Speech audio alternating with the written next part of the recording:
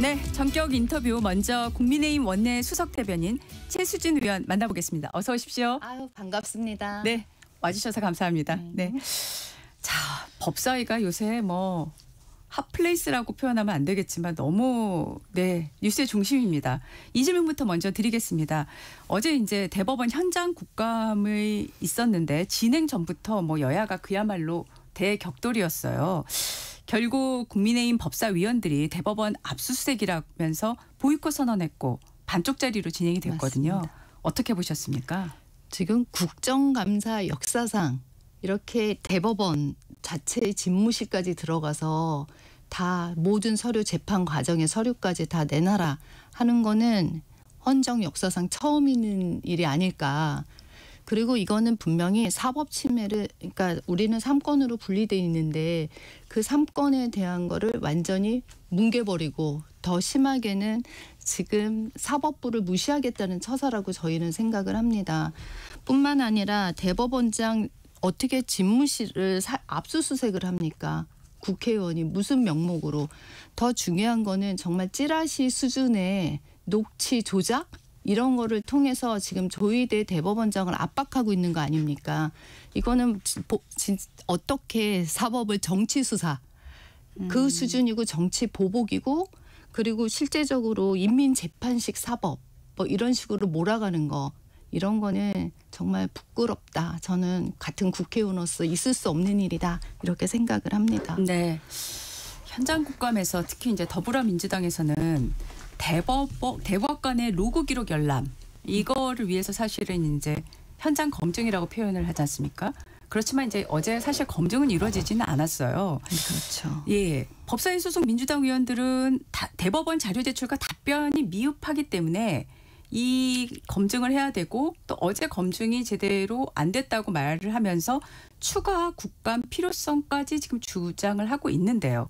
어떻게 될까요? 이거는 분명합니다. 이재명 대통령의 재판을 멈추거나 또 더 나아가서 저희 당을 내란몰이로 하려는 정치 공작에 불과하다고 생각을 합니다. 지금 현재 5개의 재판이 중지되어 있지 않습니까? 실제로. 근데 대통령의 불소추 특권이라는 게 기소를 중단한다는 것이지 재판을 중단하지 않는 거는 확실한데, 이거는 모든 사람이 다 알고 있는 사실인데, 그럼에도 불구하고 조희대 대법원장이 파기환송을 시킴으로써 이런 것들에 좀 그러니까 조금 걸림돌이 될 수 있는 그런 재판의 과정들, 또 조희대 대법원장이 눈에 가시겠죠. 저는 이런 것들을 더 압박감을 줘서 몰아내려고 하는 그런 수단이고 방법이고, 더불어민주당에서 많이 쓰는 정말 수법이라고 생각합니다. 필요하면 이들은 아마 2번째, 3번째 계속 미진하다, 자료 미진하다 하면서 계속 할 수 있는 그런 정당이라고 생각합니다. 네. 너무 억지입니다. 네. 조 대법원장이 어제도 이제 마무리 발언은 했습니다. 국민의 기대와 요구가 뭔지 세심하게 살펴서 미흡한 건 개선하겠다. 본연의 사명을 다해서 최선을 다하겠다, 이렇게 말했는데요. 이 발언은 어떻게 보셨습니까? 저는 뭐 대법원장으로서 일반적으로 할 수 있는 말씀이라고 생각을 하고요. 결국은 조희대 대법원장이 실제로 뭐 헌법에 위배되는 행위를 했거나, 아니면 또 그걸 또 국민들한테 뭔가 폐해를 줬거나 바람직하지 않는 일을 했다면 지금 그 자리에 있을 수 있겠습니까? 대법원장으로서 당연히 국민의 기대에 부응해서 해야 되는 거고, 좀 더 또 대법원 사법부의 수장으로서 당연히 해야 할 의무고 일이라고 생각을 합니다. 네. 근데 이런 가운데 조국 혁신당 대표가 조 대법원장의 탄핵 소추안을 17일이면 내일이지 않습니까? 네. 공개한다고 밝혔어요. 민주당이 동참할까요? 아니면 단순한 정치적 메시지로 끝날까요? 어떻게 보십니까? 저는 민주당이 여기에 동참을 한다면 국민들의 역풍이 되게 심할 거라고 생각합니다. 왜냐하면 대통령의 지지율도 조희대 대법원장의 압박을 하면서 떨어지기 시작한 것도 맞거든요. 네. 그러니까 이게 같은 뭐 여야의 싸움이 아니지 않습니까? 이거는 입법부에 대한 도전이고, 실제로 대통령에 대해서 소송을 시켰다는 의미로 이렇게 하는 것 자체가 국민들한테는 납득이 되지 않을 것 같습니다. 네. 그래서 쉽지 않다 그렇게 생각을 합니다. 네. 지금 증인 채택 여부로 여야의 공방이 계속되고 있는 게 이제 김현지 부속실장 증인 채택 여부인데요. 지금 국민의힘 법사위원들이 김현지 대통령실 제1부속실장 증인 채택을 요구했지만 제외됐어요.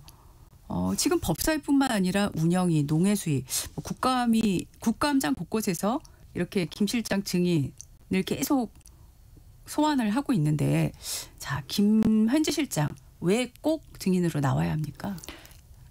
참 저희도 이 정도인지는 몰랐습니다.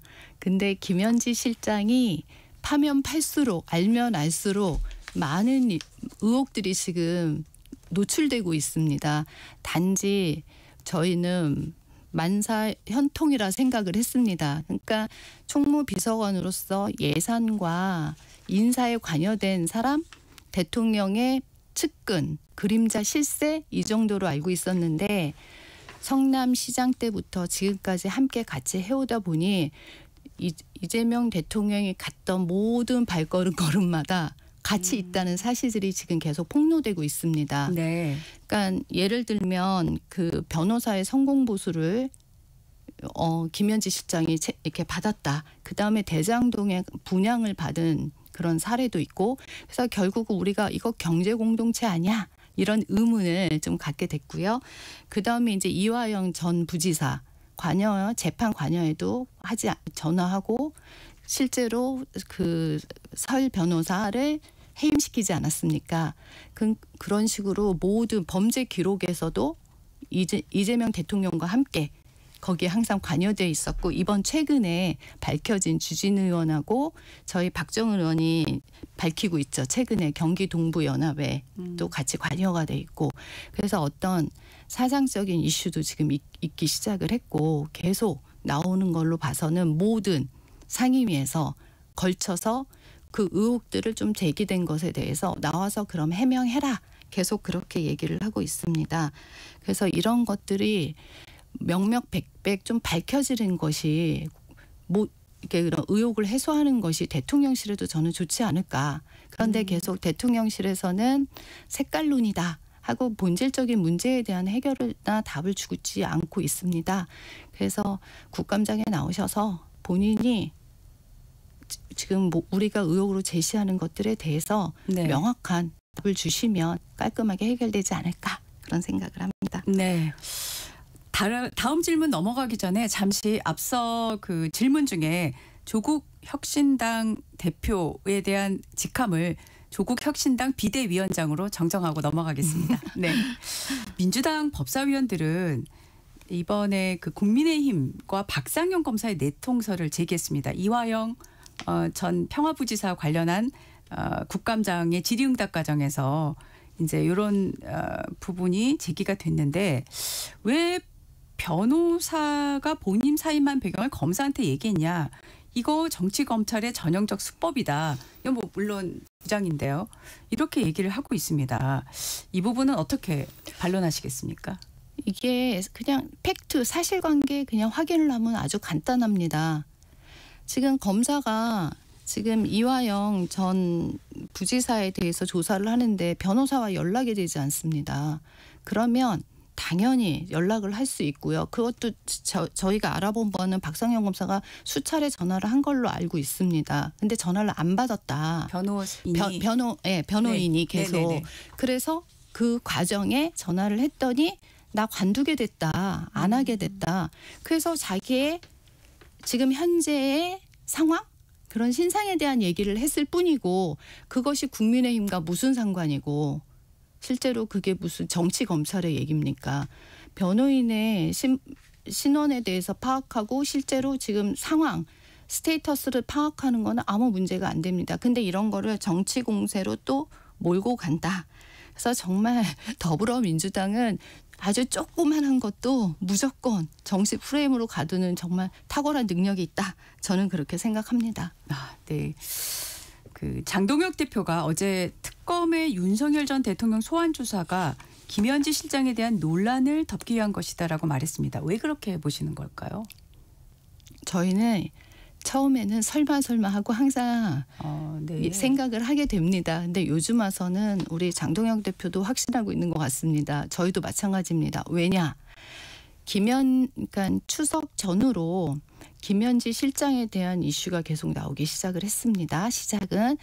그러면 이제 추석이라는 것들이 많은 가족들이 모이고 사람들이 모이면서 정치에 관한 얘기를 자연스럽게 하지 않습니까?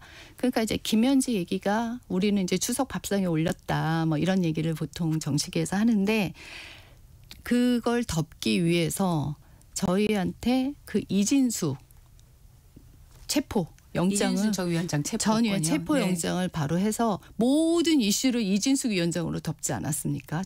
그러면서 저희가 왜 하필 추석 바로 직전에 이런 체포 영장을 어떻게 할 수 있냐.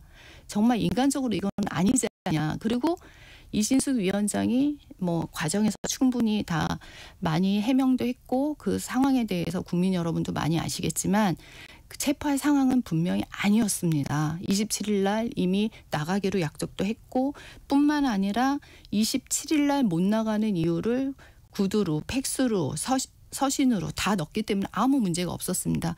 그럼에도 불구하고 강행을 했습니다. 그리고 또 두 번째 사례를 보면 과방위에서 저희가 과방위 상임위와 아무 상관없는 이슈였습니다.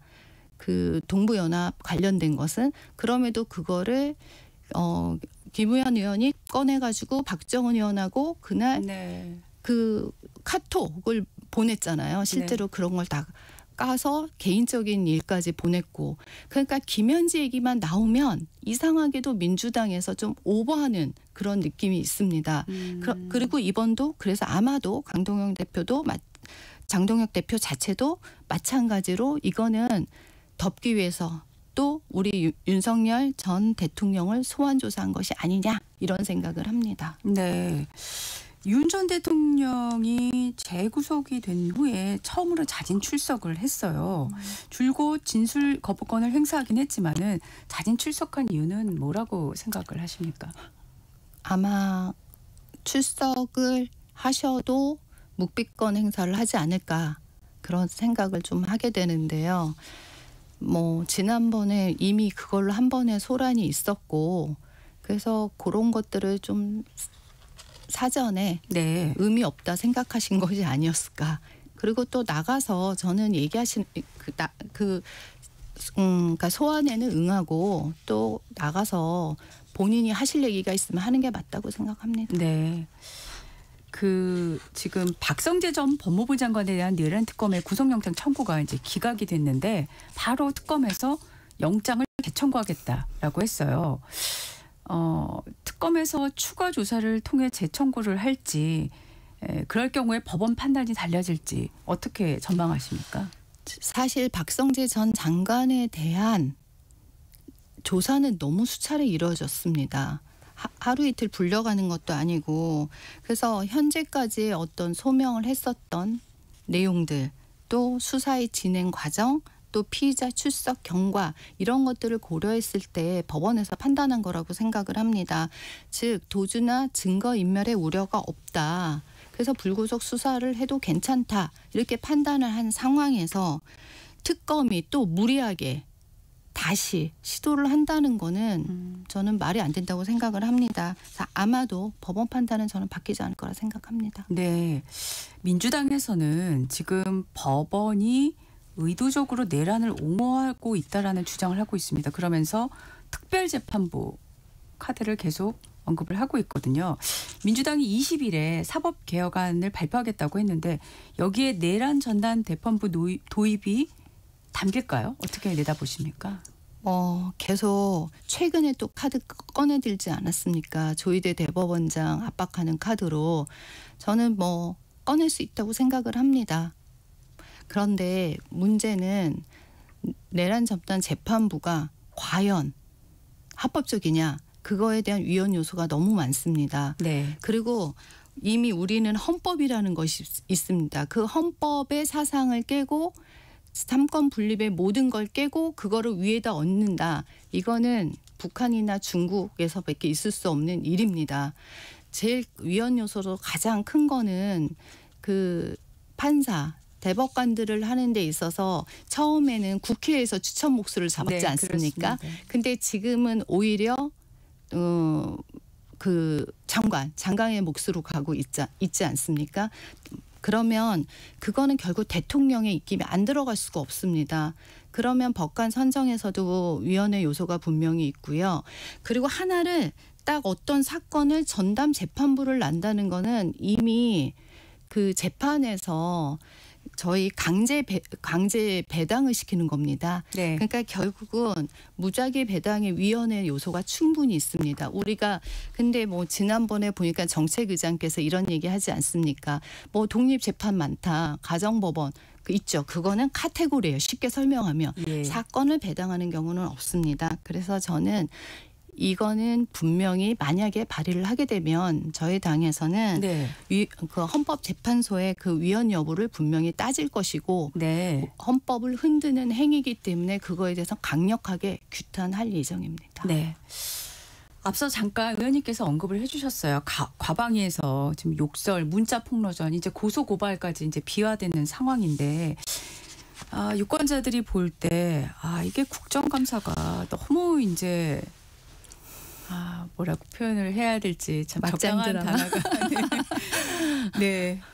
이 정책국감이라는 게 이루어져야 사실은 우리 민생에 맞습니다. 해결을 하는데 도움이 되는 취지일 텐데 여야 모두 좀 돌아봐야 되지 않겠느냐.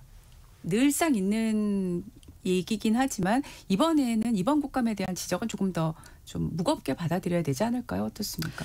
저도 개인적으로 정말 국회의원으로서 국민들한테 너무 부끄럽다. 저는 우리 과방위 했을 때 그 자리에 앉아 있었고 네. 실제로 모든 과정을 알고 있는데도 불구하고 너무 창피한 거예요. 참 국회의원이 이렇게까지 해야 되나. 우리가 무슨 유튜버들도 아니고 이런 생각을 하면서 너무 죄송스럽게 생각을 하는데요. 근데 좀 무리한 거는 분명히 있습니다. 왜냐하면 개인정보는 어디에도 까서는 안 됩니다. 실제로 개인정보보호법에 의해서 있고 그거를 딱 저희 그 PPT로 띄웠습니다. 전화번호를 뭐 앞뒤 전후 상관없이 그냥 맥락도 없이 그게 이제 딱 하는 순간 어떻게 되냐면 저희가 문자 폭탄을 엄청 많이 받습니다. 실제로. 의원님도 개딸들에게 혹시 문자 폭탄을 저는 많이 너무 받으십니까? 많이 받았고요. 계엄 네. 전후로 해서 어느 정도냐면 하루에 진짜 수만 건이 올 때도 있어요. 그거를 핸드폰이 그러니까 배터리가 견디는 한 수만 건이요? 할 수 있고요. 충분히. 왜냐하면 이거는 온라인 그 컴퓨터를 통해서 돌리는 거고 한 3, 4천 개 막 가잖아요. 그러면 핸드폰 전원이 나가버려요. 그런 일을 그러겠죠. 실제로도 겪었어요. 저는 그랬습니까? 우리 의원들은 다 겪고 저는 그거를 거의 한 달 이상 한 달이 뭡니까? 그래서 지금 저는 이 번호를 바꾸지 않고 계속 네. 사용하고 있는데 박정 의원도 그렇다고 하더라고요. 그거 딱 끝나자마자 전화부터 시작해서 문자 폭탄이 엄청나게 오고 있습니다. 저희는 그걸 알기 때문에 너무 분노하지 않을 수 없었어요. 네. 정말 이건 테러예요. 테러에 준한다고 생각을 하시는군요. 그렇죠. 그거를 좀 지우고 번호 정도는 지우고 해도 되지 않았을까 이런 생각이 들었고요. 사실 김현지 실장 덮기 위해서 이렇게 또 그게 과방위하고 아무 상관없는 이슈였습니다. 그래서 이런 것들을 근데 여기서 저희가 좀 참는 것도 한계가 분명히 있었고요. 그래서 이 부분에 대해서는 저희가 또 고발했습니다. 네, 그러셨더라고요. 제가 어제 고발장 들고 서울경찰서 가서 개인정보보호법 위배다. 이거는 면책특권 뒤에 숨을 수 없다. 고발을 했고 윤리위에 제소했습니다. 국회의원의 품격 유지를 못했다. 국회를 훼손시켰다. 그런 의미로 저희가 그거에 대한 어제 고발 조치를 하게 됐습니다. 제 개인적인 생각이지만 이 부분에 대해서는 그 여야 의원을 막론하고, 그러니까 여야를 막론하고 모든 국회의원들이 지금 말씀하신 문자 폭탄 문제는 다 비슷하게 겪고 계신 상황이라 잘 얘기를 좀 오가시면 좋겠다는 생각이 들었습니다. 어제 부동산 대책이 나왔습니다. 예, 이재명 정부 들어서 세 번째 부동산 대책인데요. 서울을 전체를 규제 지역으로 지정을 했습니다. 이 정도 조치 예상하셨습니까? 못했죠. 그리고 이런 규제는 지금까지 단 한 번도 없었다고 합니다. 부동산 전문가들이 이렇게 퉁으로 묶어서 했던 규제는 없다고 합니다. 그래서 제가 이거에 대해서 왜 그랬을까 생각을 해봤는데 2015년에 토지 거래 허가제가 아시죠? 그게 그때 지자체권으로 바뀌면서 맞습니다. 이게 정부에서 규제를 하려고 하니까 두 개의 시도 단체를 묶어서 할 수밖에 없었던 그런 규제가 있습니다. 그런데 그럼에도 불구하고 이거에 대해서 방향성에 대해서는 뭐 지금 집값이 막 오르니까 막기 위해서 단기적인 정책으로 내놓은 건 충분히 이해를 하지만 저는 득보다 실이 훨씬 많은 정책이었다고 생각을 합니다. 그 이유가 뭐냐면 일단 LTD부터 시작해서 그 가격대 몇십억 가격대별로 네. 그 대출 규제를 했는데 실제로 강남에서 돈 있는 사람들은 아무 상관없이 집을 삽니다. 결국 대출을 받을 수 있는 사람은 소득은 있으나 자산이 없는 30대 40대 초반 이런 사람들이 대부분은 그 서울 지역으로 진입을 합니다. 뭐 직장에 문제가 있던 아이들의 교육을 위해서. 그러면 결국은 우리 주거 사다리를 좀 단절하고 또 그런 집을 사겠다는 우리 젊은 층들 열심히 노력해서 집을 한번 사보겠다는 젊은 층들의 그런 꿈과 희망을 좀 꺾었던 그런 처사가 아닐까. 그리고 강남뿐만 아니라 노원이나 도봉 같은 경우 거기는 진짜 왜 묶었냐고요. 거기가 더 발전을 해야 되고 많은 집값들에 대한 상승의 요인이 있음에도 불구하고 그런 것들이 또 저해됐고 그 더 중요한 거는 초격차가 일어날 것입니다. 지금 지방 너무 심각합니다. 그리고 이 풍선 효과 때문에 그러지 않겠습니까? 이게 집을 못 사면 전세값이 오를 거고요. 또 좀 있으면 전세 대출 규제 할 거예요. 지금 뭐 전산 시스템이 안 돼서 29일부터 한다고 하는데 네. 그럼 또 월세로 갈 겁니다. 그러면 우리나라에서 앞으로 이게 일시적인 현상이지만 그거에 미치는 영향은 저는 되게 클 거라고 생각합니다. 이런 문제는 다 유동성 자금의 이슈 때문에 생겼잖아요. 제가 참 재밌는 걸 이번에 알았는데 코스피 계속 오르고 있잖아요. 네. 실제로 오르고 있는데 네. 이런 것들이 어떤 기업의 실적으로 바탕이 된 게 아닙니다. 그러니까 어떤 전형적인 유동성의 호재로 이렇게 생겼는데 우리나라 지금 유동자금이 55조가 넘었다고 하더라고요. 그러면 우리가 코로나19 때도 되게 경기 안 좋았잖아요. 그래도 그렇죠. 우리나라 코스피가 3,300까지 갔습니다. 그런데 그 거품이 꺼지고 났더니 지금 이게 4년 만에 다시 온 겁니다. 네. 그러니까 일시적인 게 결국은 그게 기업 실적이나 경제가 뒷받침하지 않으면 또 문제가 됩니다. 그러니까 이런 부작용들 또 경제가 뒷받침이 안 되니까 금리 인하를 해야 되니까 지금 급하게 한 거는 이해가 가지만 네. 이런 것들이 나중에 국민 생활에서 정말 문제가 되고 문재인 정권에 생겼던 두 번 그 전만 넘버 2의 문제 이슈들이 집값 상승으로 또 이어지는 거 많이 안타깝습니다. 알겠습니다. 네. 시간이 한 2분여 정도 남아서 캄보디아 취업 사기 강금 납치 사건 건 지금 어젯밤에 캄보디아의 현지 대응팀이 도착을 했어요. 현재 시점에서 어떤 대응, 어떤 조치가 더 필요하다고 보십니까? 정말 너무 심각하더라고요. 상상 이외로. 근데 보면은 대학생이나 젊은 층들의 이슈였 가가지고 거기서 실제로 대학생이 맞아 죽어야 우리 정부가 이거를 이제 급하게 지금 진행을 하고 있는데 어쨌든 우리 지금 국민들을 빨리 구해내는 게 가장 저는 일단 중요하다고 생각합니다. 그래서 어떤 철저한 그런 보호, 그다음에 국제 공조 이런 것들을 통해서 송환이 우선 빨리 해야 되지 않을까 이런 생각을 하고요. 앞으로 향후 이런 범죄가 일어나지 않도록 온라인 범죄 이런 것들도 막아야 된다고 생각합니다. 근데 제일 중요한 거는 우리 젊은이들이 왜 캄보디아까지 갔을까? 저는 이 생각을 하게 됐습니다. 결국은 취업이 어렵고 생활이 어렵게 했기 때문에 캄보디아까지 갈 수밖에 없었던 것이 아닌가. 저는 그래서 이런 것들에 대해서 정부나 국회나 이런 제도 개선 이런 것들에 대해서 앞으로 더 신중하게 해야 되지 않을까. 그래서 우리 젊은이들의 삶을 좀 윤택하게 하고 싶습니다. 네. 짧게 지금 베센트 미 재무장관이 한미 무역 협상이 거의 마무리 단계라고 밝혔어요. 이 협상이 지금 에이펙 정상회기를 보름을 앞두고 좀 물살이 빨라지고 있다는 생각이 드는데 의원님 보시기에 지금 어느 정도 이 협상에서 뭘 지키고 뭘 얻어내야 된다고 생각하실까요? 지금 제가 생각했을 때 처음에는 뭐 잘된 협상이다 했지만 이런 것들이 실제로 뚜껑을 열어보니까 된 게 없잖아요. 그리고 우리가 지금 관세가 지금 자동차 15% 빼고 나머지 관세에 대해서도 지금 가혹하게 하고 있습니다. 그래서 관세에 대한 문제 이슈는 분명히 우리가 그거에 대한 협상을 해야 될 거라고 생각을 하고 특히 3,500억 불에 대한 돈에 대해서 현금의 선불 이런 이슈들 이런 것들이 가장 중요한 지금 우리의 경제와 직결된다고 생각합니다. 해결해야 된다고 생각합니다. 네, 감사합니다. 지금까지 국민의힘 최수진 의원이었습니다. 감사합니다.